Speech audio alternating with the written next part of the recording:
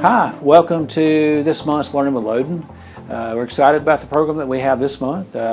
As part of us having well-rounded programs that meet the needs of all of our children that we have in our district and all age groups, we have a variety of academic programs that support our children and strive to meet their needs. And this month we'll be showcasing a few of our programs that we have in place that will help all learners at all levels. And we're excited about this program. Just a quick reminder that Learning with Loden occurs about 9 to 10 times a year, and all of our videos are archived on YouTube. So if you miss one or want to share it, please share it out. And I think you're going to be excited about this month's program. We've had great academic progress over this last year, even though we've had to deal with COVID. We've had great gains. I'm just so proud of our teachers and the hard work they put in to make sure that they're meeting the needs of our children. And hopefully today you'll learn about some of the programs that we have in a new way that help us to make sure that we have well-rounded experiences for our students. Thank you and enjoy the program. Hello everybody and welcome to another edition of Learning with Loden. We're excited to bring you a two-part series, the first of a two-part series today, on all of the learning tactics and interventions and supports that we have for our students. And so joining me here today is Karen McKnight, our Executive Director of Special Services. Welcome. Thanks for coming here today. Thanks for having me. So we'll just dive right in. I think kind of what we're going to talk about are like three separate topics, and the two we'll kind of lump together to begin with are IEPs and 504s. I think people hear those a lot, but they may not know what they are. So could you just start off by telling me what is an IEP, what is a 504, and what's the difference between the two? Sure. I think I'll start with the 504s. Okay. So what those are is a student that might have a mental or physical impairment that is substantially limiting one or more major life functions. Those are the qualification pieces to have a 504. And students with 504s, they'll meet with our 504 coordinator, Pat Sutherland. They'll also meet with a team of educational experts, maybe their classroom teacher, the parent will be involved as well. And they'll kind of come up with what kind of accommodations they might need for the classroom in order just to make them more successful, where they're able to access all of those general education curriculum pieces in the best way possible so that that disability is not impacting them in the classroom. Nice. So special education is where the term IEP comes from. Great. And so to be eligible for special education, there are three prongs that you have to kind of meet all of those aspects in order to be eligible for special education and have an IEP developed. So those three things are a student must have a disability that is one of those 13 eligibility categories that's brought out by IDEA, which is that Individuals with Disabilities Education Act. That disability has to affect them adversely in the classroom, or we wouldn't have any need for special education services. And then the third piece is they might need to have some specially designed instruction. So instruction from a special education teacher or related service provider. So once a student's been determined eligible for all of those things through special education, then we develop that IEP. So that's an individualized education plan. And those are just what they sound like. It's that blueprint for each individual student for what they're going to need in the classroom. Everything from the goals that we need to work on, the services that they might need to achieve those goals, any accommodations they might need in the classroom, which makes that very similar to a 504. And then sometimes that curriculum needs to be modified a little bit for students as well.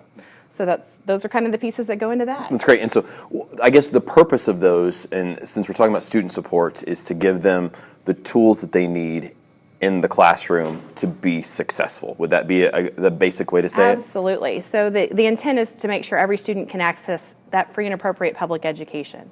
It's so important that all the kids have that access to the general education curriculum, and so we have to provide those supports as well as finding those areas of deficit educationally that we can work on to help fill those gaps while still trying to accelerate them at a more rapid pace to try to catch them up in some of those areas.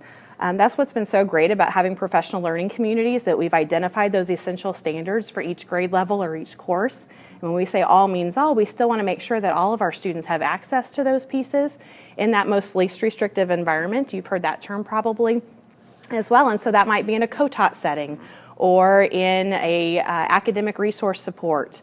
We're supporting everything from the academic side of education, the behavioral side that goes into making sure students are ready to learn. We have lots of different related service supports. We've got speech and language pathologists that provide that speech and language therapy. We have occupational therapists, physical therapists. We even have a vision teacher who helps with the vision instruction for some of our students, and that orientation and mobility, helping them to get around their school environment and navigating that when you've got a visual impairment. We have a deaf education teacher, and we actually employ 2 American Sign Language interpreters to assist some of our students in the classroom as well. That's awesome. So really, I guess the idea behind it is just to figure out what the student, I won't say is maybe like lacking, or what the needs are, and then finding that puzzle piece to put in place so that they're successful in that regular education classroom, or as close to regular education classroom as possible. Would that be a good kind of summary as possible? Absolutely. Just giving them the support so they can still learn from that content expert, which is that second grade teacher or that biology teacher. We still need them to learn from their content experts, and then we come alongside with those learning strategies or those educational supports to make sure that they can access all of those things, and then just kind of support them throughout. Great. Well, let's transition into our ELL, and we use that term all the time. So what does ELL stand for? English Language Learners. Okay. And we have over 200 English really? language learners in our Okay. district. Okay. Yes, close to 300 at this point. So 200, I think it's 204 students are currently receiving some services for English language learning, and then we have another 60 or 80 that we monitor for 2 to 4 years after they've exited the program. We do have 4 teachers that provide some supports and an aide as well. And so they'll consult with teachers in the classroom to help them kind of know different things that they can work on with vocabulary and preloading some things before a lesson. We'll have some pull-out services, some push-ins, some one-on-one, just depending on what the kids need.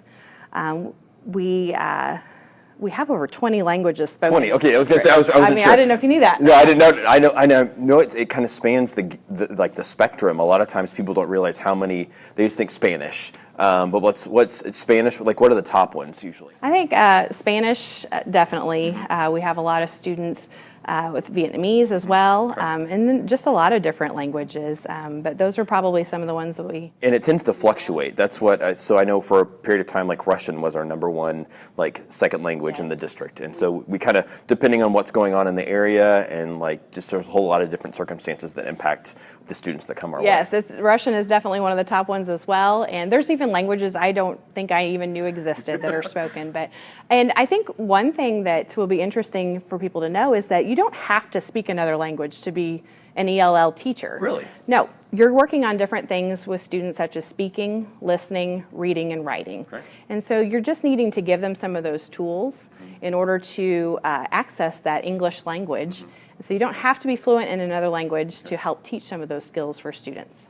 So what are some of the things that I know there's been a lot of things that have kind of come across my desk here lately, but they're trying to really engage the ELL community in our school district a little bit more. What are some things we're doing to try to make them feel more welcome at NICSA and provide them with the resources that they need? Those communities are really tight-knit within themselves, and so we've had some parent engagement and parent involvement nights. We just had one a few weeks ago where we invited families in, we fed them a meal, and we provided some presentations on our Parents as Teachers program for our families. The nurse also provided some information about our health services, the virtual clinics that we have that they can have access to. And then we had OTC and Missouri State both just providing information on some of their English classes that adults can take to help them spruce up on some of their English, as well as just what our students will have access to as a student when they do get to college, and what kind of services that they'll have available for them. So they do try to engage the community. We have interpreters there that night, so it was really interesting to hear one presentation done in English and then followed up with a presentation in Spanish. Great. So we had both a Spanish and a Russian interpreter at that event, and so they'll have another one in the spring, and they've invited the zoo out before for the kids. They have a nice craft with the kids, or have some games while the adults have some learning time as well. And I know a lot of times, if kids don't feel comfortable because they don't know the language, or they don't feel comfortable even like a student with special needs, or any of those things, any of those barriers that prevent them from engaging in class impacts their learning. So your big goal is to break down those barriers, make them feel comfortable, and then also provide the staff with the supports that they need to make sure those students feel comfortable as well. Absolutely. They're all our kids, and we've got to find the best way to reach all of our kids, and they all come with different backgrounds. And so we're just trying to meet them where they're at, to help engage them in learning the best way that we can. So I guess if there's anything that we did not cover that you think that everybody needs to know about, like those supports that we provide either for 504 or IEP or ELL, is there any like final thoughts that you'd like to provide to us? We couldn't do it without the great staff that we have, and we have some of the best. Between the teachers that we have in the classroom, with our special education teachers, our EL teachers as well, the amazing group of paraprofessionals that we have, and then so many of those related support staff positions that go with it that I described earlier. Our kids really get some great supports at Nixa, and I think community members have told me in the past, and realtors have told me in the past, that people look to Nixa for some of those student services and special services that we provide and do a great job at, and so we're really proud of that effort. And again, it's the people that really put in that effort to make sure our students learn every day, and that Nixa is a good place to come to school. So if somebody has a question, they can contact their building as well, or contact the special service department. Absolutely. They can go through a building administrator. They'll get the messages to us, or our special services office is always welcome to take phone calls. That's great. Well, if you guys have any questions, don't be afraid to reach out. Karen and her team will make sure that they provide you with all the information that you need. Thank you, Karen, so much for joining us here today, for giving us kind of this overview of the student supports in these areas. Absolutely. Happy to be here. Well, thank you for joining us for our second part of our video. We're going to continue on the discussion of our student support. Joining us here today is Dr. Josh Chastain, the Executive Director of Curriculum Instruction and Assessment, as well as Dr. Ashley Copley, the Director of Student Services. We're excited to have them just to kind of talk a little bit more about what their department does, all of the different aspects of it. And so I'll just kind of turn it over to you guys, and like, what are the major aspects of your program that you have that support students in the classroom? So when we look at our CIA department and really dig into what we're looking at what are the entirety of supports that makes students successful in the classroom with their education. And we see many different hats and work together on those. Some of the pieces that we focus on when we talk about student supports, one of which is some of the dyslexia piece that we put in place about 3 years ago. And it really was very involved learning for a staff member in every building. So we have somebody trained in every building that supports our students that have characteristics of dyslexia. And we go through a rigorous process, and supported by the classroom teacher, by the reading instructional specialist that's in each of our buildings, and then down to time with them, focused on the specialized needs of those students who need the extra piece to make them successful in the classroom. And so along with that, like, was that kind of those students that were maybe like falling through the cracks? Was it something that was not noticed? Is that what, I know there's been a lot of talk about dyslexia here lately, like kind of what's brought this on? The state came to us and said we need more data from everybody regarding early literacy. And so in that, they asked us to make sure that we had a plan in place to support students with characteristics of dyslexia. It wasn't that we weren't supporting students who had those higher needs when it came to language, but what happened was the more purposeful and intentional we were in our training, it allowed us to then use the data that we had to make sure that we were hitting their specific needs and finding the needs of those students, so that they weren't falling through the cracks because they were meeting with our reading teachers, whether they had reading recovery or just one-on-one or small group instruction with that reading teacher. But now we're more intentional, and it's paying off. And we're excited to know that it isn't just something that we have at our K-4 buildings, it's something we have at all of our buildings. And I know you guys have talked about RTI, so what is that? Yeah, so it's part of the professional learning community. It's just part of what we do. When you look at it as this multi-tier system of support, RTI is a piece of that. And if you think of a triangle, you have 3 tiers, and we're going to look at an upside-down triangle. So the first tier is that access to grade-level curriculum. All students have access to grade-level curriculum. That second tier, tier 2, is our interventions. What are we doing when a student doesn't understand or they're not learning that grade level concept or essential standard? And then the third tier is when a student needs extra support. They may have missed some foundational skills or something from years past. So that is a tier 3. So that upside down triangle kind of tells you this is all kids, this is some of our kids, and this is very few of our kids, but we are going to approach it, and we're going to use all of our resources to make sure that all kids are getting what they need at the tiered level of support that they need. So what do some of those interventions look like when you find a student that needs that extra support? Like, what happens? Yeah, so Josh talked about our reading specialist, that there might be a time where a reading specialist isn't seeing the student yet, so we might see, is that an appropriate intervention for the student? It could be carved out time in the teacher's day, which every building has carved out intervention time in their building, which is wonderful. So it might be a student coming to the teacher and just getting some one-on-one time. It may just be one thing that they're missing, and they can quickly intervene to make sure that they get that skill.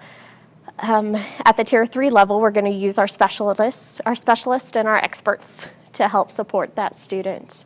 And then at the tier 1 level, we just provide our teachers the training that they need to be successful at that tier 1 level, just good instruction, and we have the best teachers, so we know that's already happening in our classrooms. So I guess, a good example might be that a student moves in from another state, and maybe they didn't cover certain standards that we have as, I'm expecting them to do, so we have those interventions to make sure they're caught up.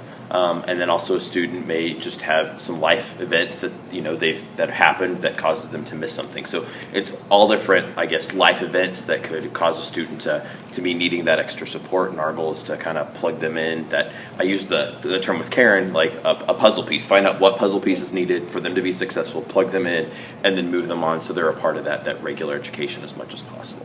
Yeah. So the great thing about that multi-tiered system of support is you have your teacher team. So if I'm a second grade student, like I have my team of second grade teachers that we can go to and problem solve and see what we're missing or what that child might be missing at that grade level.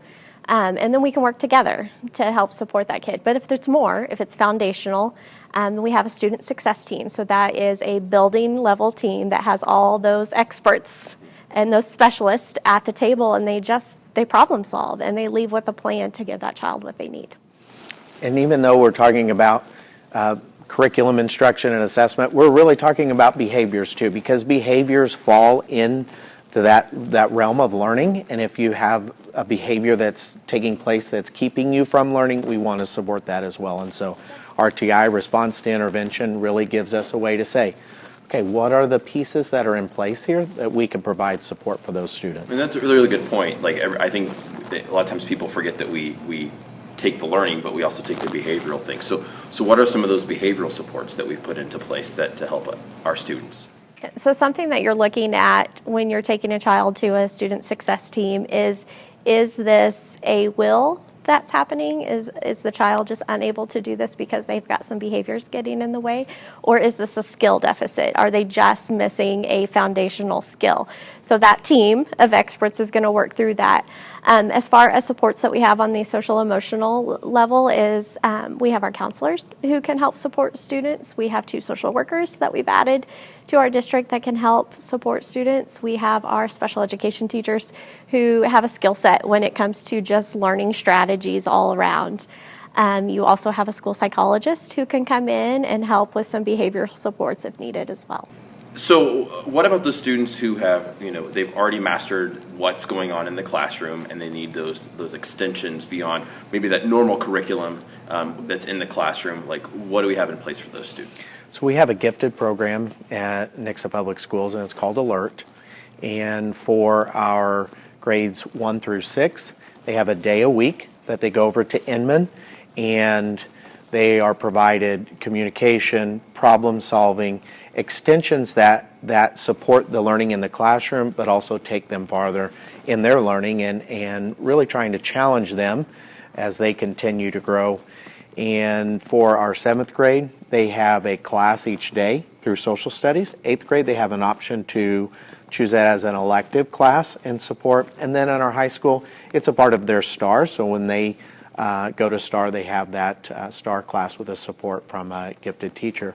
And it really is an opportunity to take students who really need that extra push, that really high level of support, and make sure that they are going to be the best that they can possibly be, and achieve at the level that they're ready to achieve at. And so I've also heard the discussions come through about making sure that, you know, the teachers that are not just teaching to the middle and not teaching to the lowest, but they're teaching to like all levels. And so even incorporating in their lessons in that regular classroom ways to challenge the students that need that extra little bit, or desire to go a little bit further. Yeah, so we differentiate our instruction every day. Our teachers are masters at this, and they're really great at making sure that they're meeting their students where they're at. But the important piece through RTI is making sure that we are teaching all of our students on grade level, and then from there finding support. So we're either finding an intervention that supports the needs that they're missing, or providing an extension to push them farther in their learning. So anything that we've missed on ways we support our students? I would say that the biggest piece of supporting our students are our teachers and our support staff who have those boots on the ground and who are in those classrooms daily. Like, they're the ones making the difference, and they are making a huge difference for our students. And it's that conversation between the teacher and the parent. It needs to be a partnership where our parents, we want to make sure that they feel comfortable messaging our teachers and asking them those questions, how they can, you know, the supports that they need to do at home to help with the learning in the classroom and vice versa. It's a two-way street of that communication. I'm glad you brought that up, because it is something that we're doing a lot on our part, and we appreciate all the support from our parents. We need that partnership in order for everything to work the way it needs to for a student to be successful. And as our parents communicate more with us and we communicate more with them, it really is a great partnership for success. We are truly better together. Exactly, and I think that you know, it takes a village, but it takes I know that's a little cliche, but it really does, because every student is unique, and we want to make sure we provide them with exactly what they need to be successful here at Nixa and their future career beyond this. So we want to thank you guys for joining us once again for another Learning with Loden. Tune in next month for a great extension of this topic on all of our learning supports for our students.